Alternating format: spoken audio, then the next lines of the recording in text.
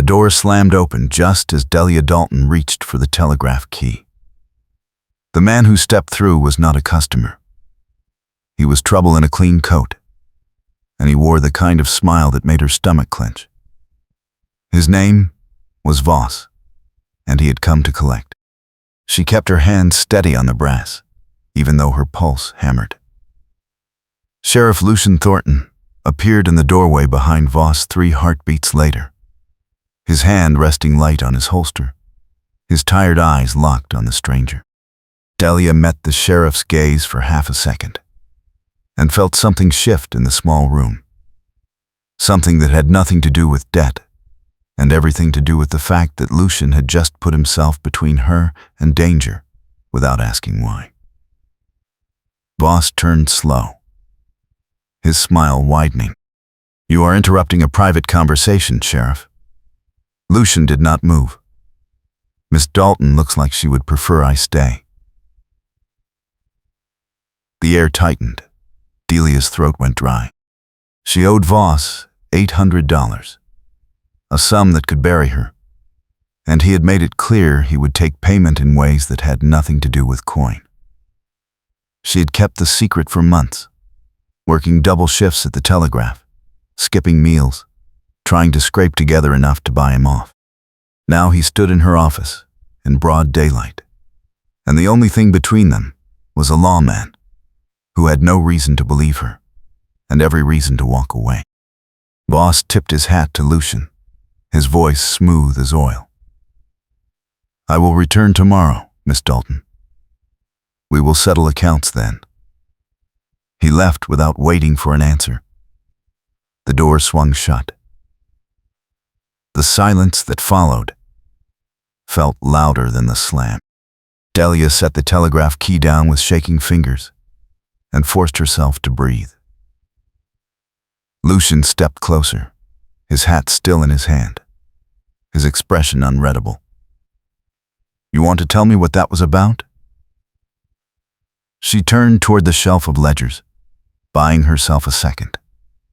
"I owe him money. That is all." "How much?" "Enough." His jaw tightened. "Delia, if Voss is pressing you, I need to know." She faced him, lifting her chin. "Why? So you can add my name to the list of people in this town who cannot manage their own affairs?" He flinched. Just a flicker, but she saw it. She had struck a nerve. Lucian Thornton had been sheriff of Silver Crossing for 2 years, and in that time he had buried 3 good men, lost a deputy to corruption, and watched half the businesses on Main Street fold under pressure from men like Voss. He was tired. She could see it in the lines around his eyes, in the way his shoulders carried weight they should not have to bear. And now, here she was, adding one more problem to a pile he could not fix. Lucian set his hat on the counter, deliberate and slow. "I am not here to judge you. I am here because Voss does not make social calls." She looked away. "I can handle it." He let out a breath that might have been a laugh if it had not sounded so bitter.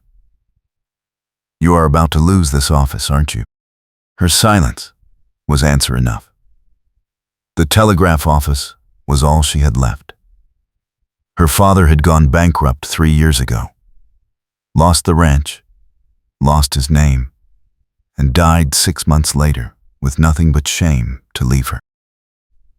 She had clawed her way into this job, learned the codes, kept the lines running, and convinced herself that if she could just hold on long enough, she might deserve a life that was not defined by failure.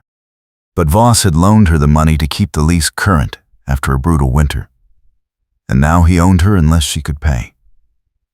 Lucian studied her for a long moment, then said something she did not expect. "Marry me." The words hit like a slap. She stared at him. "What?" "Marry me. Tonight. I will pay Voss. You keep the office. We tell the town it is a business arrangement. No one questions it. No one touches you.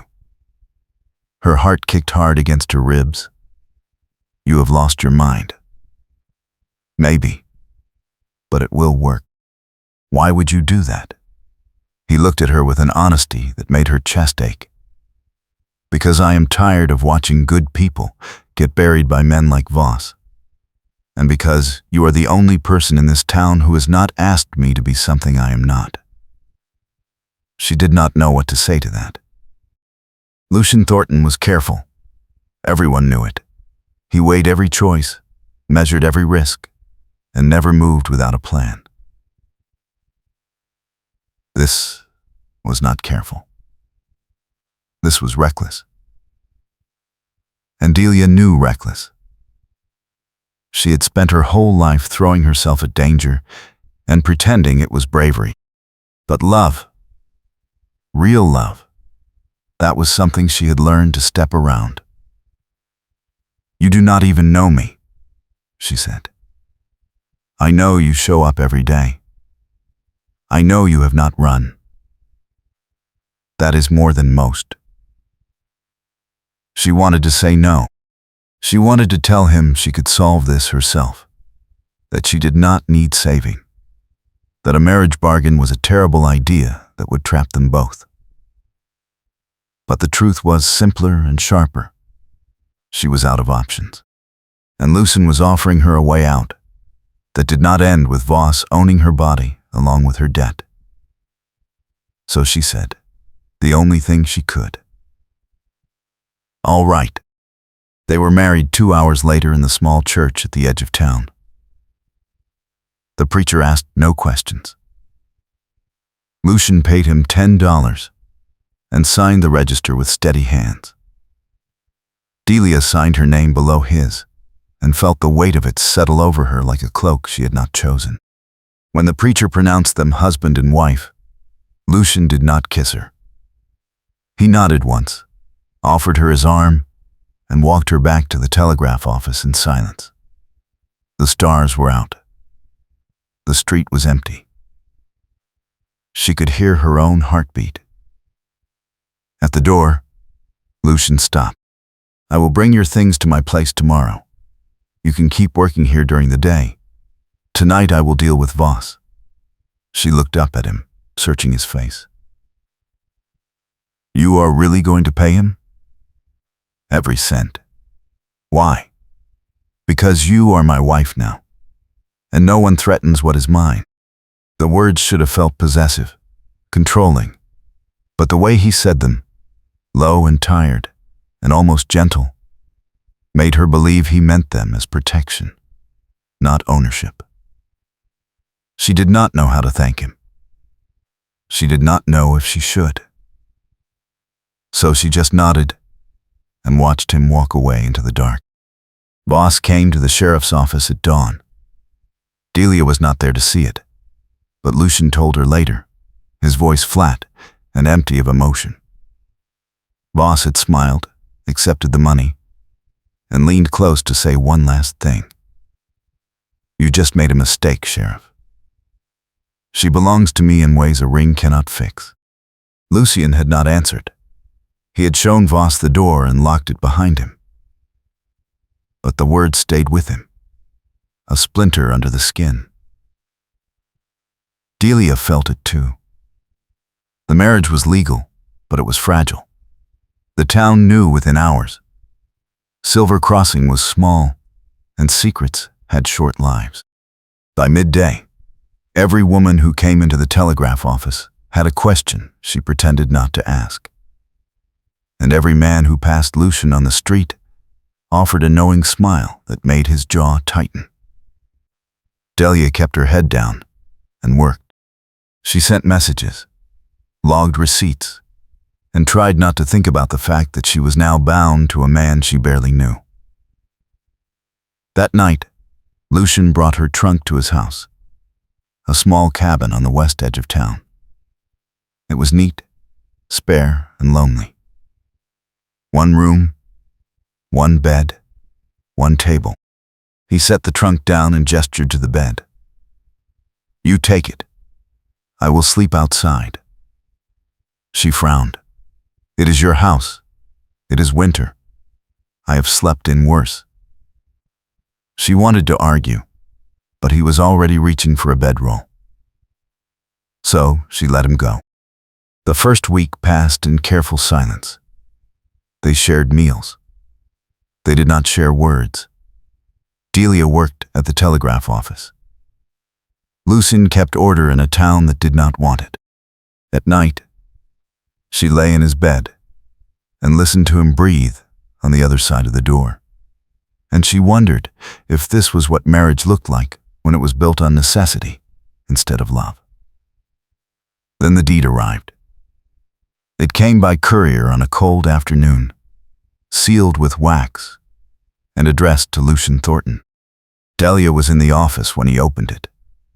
She saw his face go hard, saw the way his hands tightened on the paper, and knew it was bad. "What is it?" He handed it to her without a word. It was a claim on the broken ranch, the land her father had lost. Someone had filed a new deed, backdated, asserting ownership. The signature at the bottom was a forgery, crude but effective. And the name on the claim was Voss. Her stomach dropped. "He is taking the ranch." Lucien nodded, his jaw tight. "He waited until we were married. Now if you fight it, it looks like I am using my position to settle a personal score. If I fight it, I lose my badge. And if we do nothing, he wins." The trap was elegant. Voss had given them just enough rope to hang themselves. Delia set the paper down, her hands shaking. "I should never have agreed to this. You should never have asked." Lucien looked at her, his eyes hard. "You think I regret it?" "I do not know what you think. You do not talk to me. You sleep outside like I am some kind of burden you are too polite to name. I am trying to give you space. I do not want space. I want to know why you did this. Because I thought I could protect you. And now? Now I am starting to think I only made it worse." The silence between them felt like broken glass. Delia turned away, blinking hard. She would not cry. She had not cried when her father died, and she would not cry now. But the weight of it, the debt, the scandal, the marriage, the constant fear that she was one mistake away from losing everything, it pressed down until she could barely breathe. Lucien crossed the room in 2 strides and caught her wrist, gentle but firm. "Delia, look at me." She did. His face was close, his eyes dark and tired, and something else she could not name. "I do not regret marrying you. I regret that I cannot fix this the way I thought I could. But I do not regret you." The words cracked something open in her chest. She pulled her wrist free, not in anger, but in self-preservation, and stepped back. "You do not know me, Lucien. You do not know what I have done. Then tell me." She hesitated. The secret sat heavy on her tongue, the one thing she had not told him. The debt to Voss had not been for the lease. It had been to pay off a man named Carver, a gambler who had threatened to tell the town that her father had cheated at cards the night before he died. It was a lie, but it would have destroyed what little remained of his name. So she had borrowed from Voss to buy Carver's silence, and in doing so, she had sold herself into a different kind of trap. If she told Lucien now, he would see her the way she saw herself, desperate, reckless, and too damaged to deserve the kind of protection he was offering. But he was looking at her like he could wait forever, and she was tired of carrying it alone. "I lied to you," she said.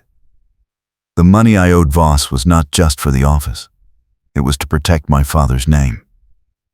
A man named Carver said my father cheated.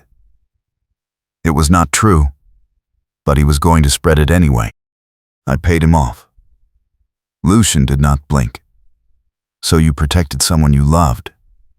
Yes. And you think that makes you unworthy? I think it makes me foolish. He shook his head, something like a smile tugging at the corner of his mouth. It makes you loyal. It makes you brave. And it makes Voss even more of a bastard than I thought. She stared at him. You are not angry? Why would I be angry? Because I lied. You survived. There is a difference. The knot in her chest loosened, just a little. She had expected judgment. She had expected disappointment. Instead, Lucian just looked at her like she was someone worth defending. And that was more terrifying than anything Voss had ever said. The next morning, the scandal hit. Someone had seen them at the church. Someone else had seen Lucian leave her office late at night before the marriage. The story spread fast. The sheriff and the telegraph operator. A secret affair. A shotgun wedding to cover the shame. It was not true, but truth did not matter in Silver Crossing. By noon, Delia had 3 customers cancel their business, and the mayor's wife crossed the street to avoid her. Lucian found her in the office at dusk, her face pale and her hands clenched on the counter. We are leaving, he said. What? We are leaving. Tonight. I will put you on the train to Denver. You can start over. No one will follow you there. She turned on him, her voice sharp. You want me to run? That is your solution? It is the only way to keep you safe. From what? From gossip? I have survived worse than gossip, Lucian. You do not understand. Voss is going to use this. He is going to twist it until the whole town believes you are a liar and I am a fool. Let them. She stepped closer, her eyes blazing.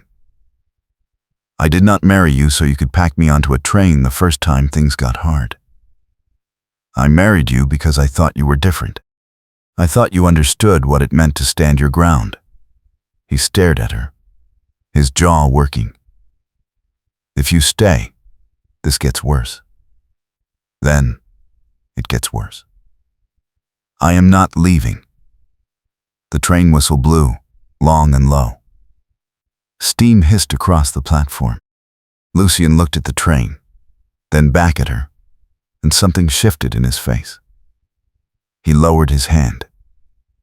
You are the most stubborn woman I have ever met, and you are the most careful man I have ever met. Maybe we balance each other out. He almost smiled. Maybe we do. They walked back to the cabin in silence. But this time, the silence felt different. It felt like a choice they had made together. The false arrest came 3 days later. Delia was locking up the telegraph office when Deputy Hayes appeared, his face grim and his hand on his gun. You need to come with me, Miss Dalton. It is Mrs. Thornton, she said. And why? The mayor wants to ask you some questions. About what? About the deed to Broken Ranch. Her blood went cold. Hayes would not meet her eyes. Just come quietly, ma'am. It will be easier that way. She went. She did not have a choice. They took her to the town hall, a squat building with a single holding room in the back. The mayor was there, along with Voss, and a man she did not recognize. The mayor cleared his throat. Mrs. Thornton, it has come to our attention that you may have knowledge of a forged deed filed in this county. I do not know anything about a forged deed. Voss leaned back in his chair, his smile cold. That is interesting. Because the handwriting on the deed matches samples from your telegraph logs. She felt the floor tilt. That is a lie. The stranger stepped forward, holding a stack of papers. I am a county clerk from Prescott. I examined the documents. The match is clear. Delia's hands shook. Someone copied my handwriting. Someone framed me. The mayor sighed. Mrs. Thornton, I am going to have to hold you until we sort this out. Lucian found out within the hour. He stormed into the town hall with a fury Delia had never seen. His hand on his holster, his face dark as a thunderhead. You arrested my wife without notifying me? The mayor held up a hand. Sheriff, this is a legal matter. It is outside your jurisdiction, like hell it is. She is innocent. Voss stood, his voice smooth. Then she has nothing to fear from an investigation. Lucian turned on him, and for a moment Delia thought he might draw. But he did not. He took a breath, forced his hand away from his gun, and looked at the mayor. I want to see the evidence. The clerk handed over the papers. Lucian studied them, his jaw tight. This is not her handwriting. It is close, but it is not hers. Look at the loop on the capital D. Delia does not loop it. She slashes it. The mayor frowned. How do you know that? Because I have been reading her telegraph logs for 2 years. I know her hand better than I know my own. The room went quiet. Voss's smile thinned. The clerk shifted on his feet. The mayor cleared his throat. That is not conclusive, Sheriff. But it is a start. Lucian turned to Delia, his eyes locking on hers. Did you forge that deed? No. Do you know who did? No. But I can guess. He turned back to the mayor. Release her. I will find the real forger. The mayor hesitated, then nodded. All right. But she does not leave town. And you have 48 hours. After that, this goes to the county judge. Lucian took Delia's arm and led her out into the cold night air. She was shaking, not from fear, but from the realization that Lucian had just put everything on the line for her. If he could not prove her innocence in 2 days, he would lose his badge, his reputation, and any chance of stopping Voss. And he had done it without hesitation. Why did you do that? She asked. Because you are my wife. That is not a reason. It is the only reason I need. She stopped walking, forcing him to turn and face her. Lucian, if you lose your badge because of me, I will never forgive myself. Then we better make sure I do not lose it. He said it like it was simple, like there was no other choice. And maybe for him, there was not. They spent the next day hunting for proof. Lucian started at the county clerk's office, pulling records, comparing handwriting samples, looking for anything that would tie the forgery back to Voss. Delia went to the telegraph office and pulled every log she had written in the past year, marking the differences in her script. They met at the cabin at dusk, exhausted and empty-handed. Lucian dropped into a chair, rubbing his face. There has to be something we're missing. Delia paced the small room, her mind racing. Voss would not have done this himself. He is too careful. He would have hired someone. Who in this town has that kind of skill? Lucian looked up. Carver. The name hit like a stone. Delia stopped pacing. You think Carver forged the deed? I think Voss paid him to do it. And I think if we can prove that, we can break this whole thing open. But Carver left town months ago. Maybe. Or maybe Voss kept him close. They went to the saloon. It was the kind of place where men went to disappear. And sure enough, Carver was there, hunched over a table in the back, nursing a whiskey.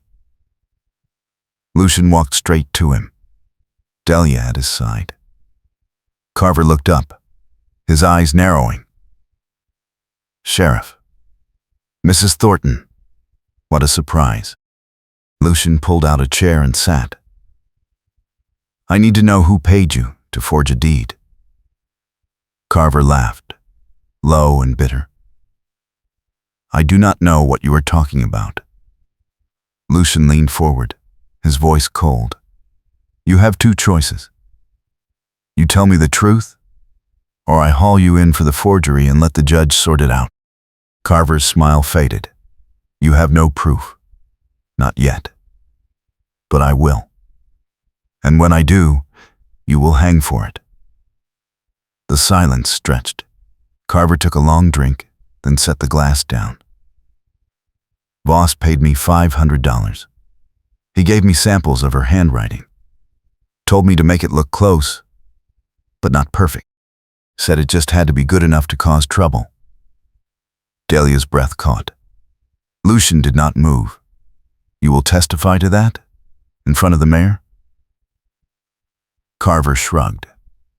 "If you make it worth my time." Lucian reached into his coat and pulled out a roll of bills. "This is everything I have. You testify, you walk. You run, and I will find you." Carver took the money. "Deal." They walked out of the saloon with the confession they needed. But Delia felt no relief. She felt something closer to heartbreak. Lucian had just given away everything he had saved to clear her name, and he had done it without asking her if it was worth it. The hearing was set for the next morning. The mayor called it a public assembly, which meant half the town showed up to watch. Delia sat in the front row, her hands folded tight in her lap, her heart pounding. Lucian stood at the front, calm and steady, and presented the evidence. He showed the handwriting comparisons. He called Carver to testify. Carver told the truth, flat and unapologetic, and named Voss as the man who had paid him. The room erupted. Voss stood, his face red, his voice sharp. "This is a fabrication. Carver is a known liar." The mayor banged his gavel. Order in this hall." Lucian stepped forward. "Carver has no reason to lie. He has already been paid. But Voss has every reason to cover his tracks.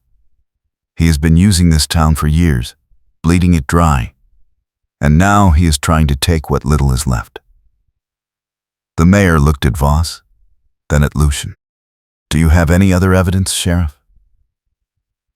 Lucian pulled out one more document, a receipt from a Denver printing house, signed by Voss, for custom paper stock that matched the forged deed.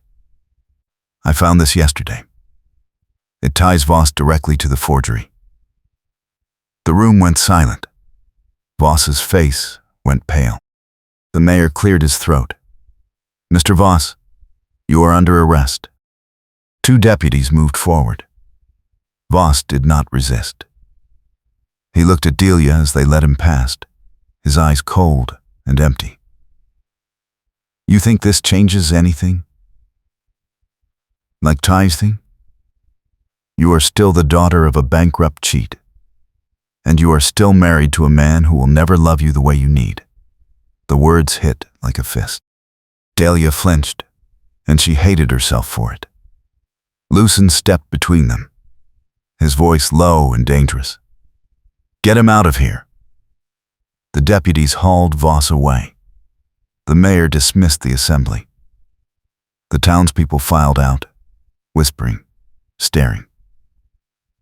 Delia sat frozen in her chair, Voss's words echoing in her head. Lucian knelt in front of her, his hands resting on the armrests, his face close to hers. "Delia, look at me." She did. His eyes were steady, tired, and something else. Something that looked almost like fear. Do not listen to him. I am not. But she was. Because part of her had always believed that she was not worth loving, that her father's failure had stained her too deep to wash clean, and that any man who stayed with her was doing it out of pity or duty, not choice. Lucien must have seen it in her face, because he reached up and touched her cheek, gentle and deliberate. I did not marry you out of pity. I did not defend you out of duty. I did it because from the first day I met you, you were the only person in this town who looked at me like I was more than a badge. Her throat tightened. Lucien, I do not know how to do this. Do what? Trust that someone will stay. He smiled, small and sad. Neither do I. But I am willing to try if you are.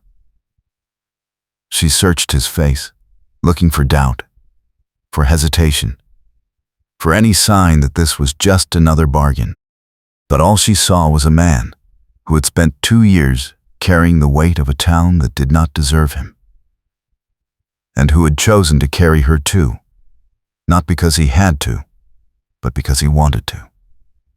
So she nodded. I am willing. He stood, pulling her up with him, and for the first time since they had married, he kissed her. It was not desperate or hungry. It was steady, deliberate, and full of a promise that felt more binding than any vow they had spoken in the church. When he pulled back, she was smiling, and so was he.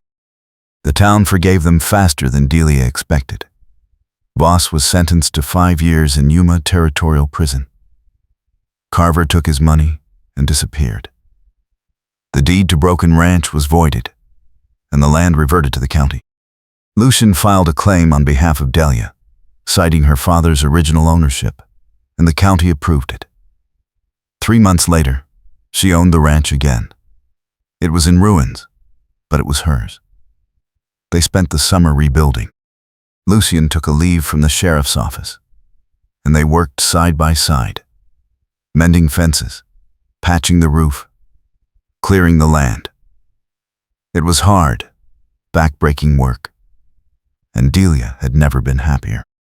At night, they sat on the porch and watched the sun set over the hills, and Lucien told her stories about the men he had lost, the mistakes he had made, the things he wished he could change. And Delia told him about her father, about the shame she had carried, about the fear that she would never be enough. They learned each other slowly, carefully, and with a kind of honesty that felt like coming home. One evening in late August, Delia stood at the fence line and looked out over the land. The grass was coming back. The stock pens were repaired. The house had glass in the windows again. It was not much, but it was more than she had ever thought she would have. Lucien came up behind her, slipping his arms around her waist. You did it. We did it.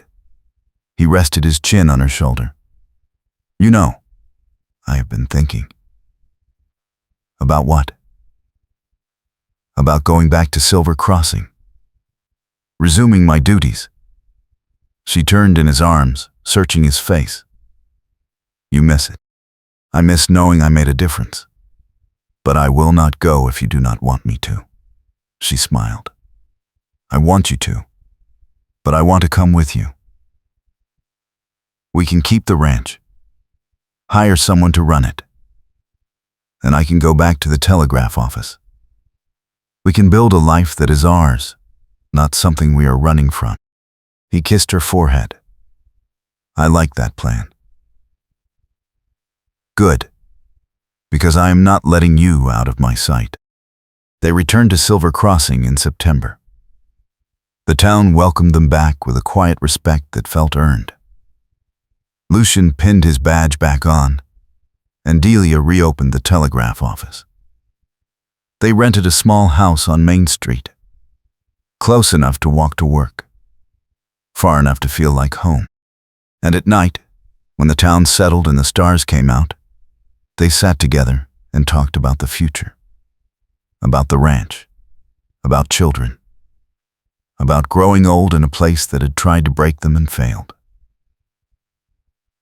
One night, Lucian pulled her close and said, "I love you." It was the first time he had said it out loud. Delia looked up at him, her heart full. "I love you too, and I am not afraid anymore." "Of what?" "Of deserving this. Of deserving you." He smiled, that rare, quiet smile that she had come to treasure. "You always deserved it, Delia. You just needed someone to remind you." The following spring, Delia discovered she was pregnant. She told Lucian on a Sunday morning, standing in the kitchen with sunlight streaming through the window. He stared at her for a long moment, his face unreadable, and then he crossed the room and pulled her into his arms, holding her like she was the most precious thing in the world. "We are going to be parents." "Yes." "Are you scared?" "Terrified." "Me too." But they faced it together, the way they faced everything. When their daughter was born in December, they named her Clara, after Delia's mother. She had dark hair and her father's steady eyes, and she was loved from the moment she drew her first breath. Lucian held her with a tenderness that made Delia's heart ache, and she knew in that moment that they had built something unbreakable. Not because it was easy, not because they had not stumbled, but because they had chosen each other, again and again. Through every trial and every doubt. Years passed. Clara grew. The ranch prospered. Lucian remained sheriff until his hair went gray and his hands grew stiff, and then he retired and spent his days teaching their daughter to ride and mend fences and stand her ground.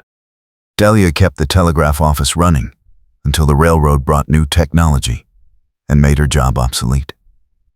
And then she turned the small building into a library, filling it with books she ordered from Denver and San Francisco.